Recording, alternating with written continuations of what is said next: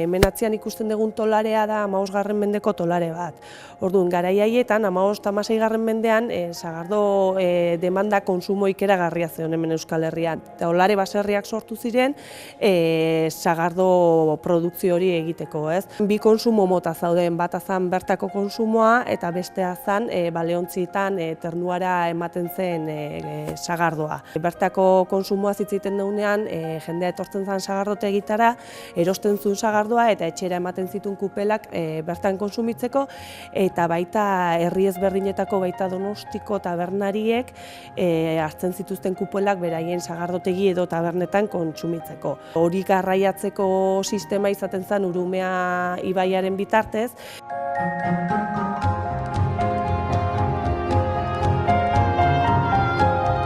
Doan dela 50, 60 urte arte, Donostia, Astigarraga eta Hernani lotzen zituen 3 herri edo toki hauek, Urume bai izan zen, ez?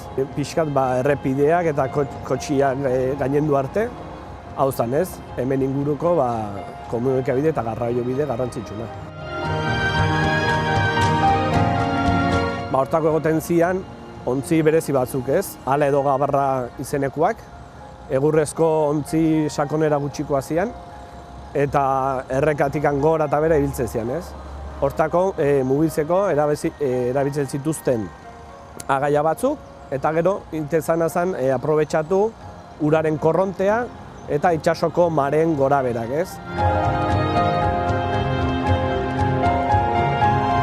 Donostiko sagardo apurua antolatzen dugunean, asmoa da garrantzia ematea garai bateko sagardoaren eta euskal kulturari garrantzi hori ematea. Egiten dugu rekreazio historiko bat, sagardoa jetxi ala batean Donostira, eta Donostiko bulebarren sagardotegi handi hori jartzen dugu. Jakinda, badauzkagu dokumentu batzuk esaten dutenak 19. mendean 100 sagardotegi gutxienez zaudela Donostiko hirian. Kontutan hartu gabe landa ingurune eta auzotan zauden tolare baserriak.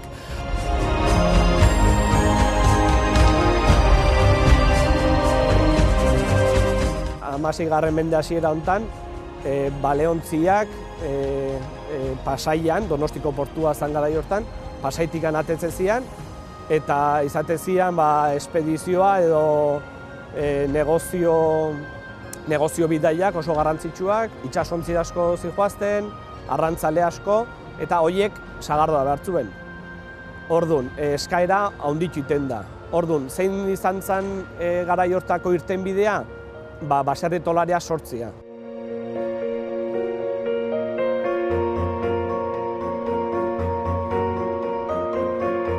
Gure erakusketan badakagu oso leku importante bat sagardoarentzako.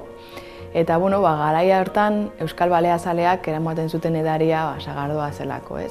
Eta erakutsi nahi izan dugu ere horrelako estrukturak nondik etorri dian, baserri hauek zeintzuk fabrika bazian sagardoa egiteko oso kantitate handitan. Etorri ziren batez ere horrelako industriari aurre egin ahal izateko. Ez eraman behar zituztelako litro pila sagardo marinerentzako. Esaten dutenez, zan gutxi gora bera 3 litro sagardo marinel bakoitzeko. Orduan eramaten zuten sagardoa ibilbide horietan, hilabete terdi irauten zutenak, eta gero bueltarako ere. Orduan egin behar zan kantitate pila bat.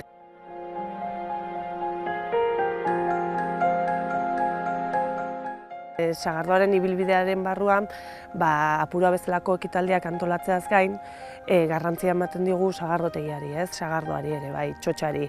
Azken batean nahi duguna da, jendeari erakutsi zer dagoen produktuaren atzean, ze histori dagoen, ze familiak dauden, eta zergatik dian kulturalki eta historikoki garrantzitsuak. Horregatik nahi dira sagardotegiak sektore turistikoan beren zerbitzuak diversifikatzen eta profesionalizatzen produktu berriak sortuz, bisita gidatuak, pakete turistikoak eragile ezberdinekin, katak, planak familian, hau da publiko ezberdinei zuzendutako produktu berriak sortzen. Eta horretaz gain ere, sagardoaren ibilbidearen oinarritako bat da lurraldea, lurraldea, paisaia, eta hori erakustea jendeari ze lotura duen sagardotegiak eta sagardoaren kulturak gure ondareekin, ondare natural eta kulturalekin albaola bezala. Eta zentzu horretan ematen diogu garrantzia elkarlanari, beste eragileekin elkarlanari. Gure helburuetako bat, albaolaren helburuetako bat da gure historia ezagutaraztea eta itsasondarea batez ere. Eta horren barruan sagardoaren historia ere badago, orduan guretzako importantea da.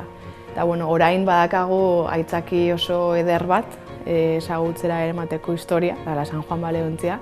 Orduan San Juan Baleontzia eraikitzen jendearen aurrean, lortzen dugu jendea erakartzea ona eta historia kontatu ahal izatea.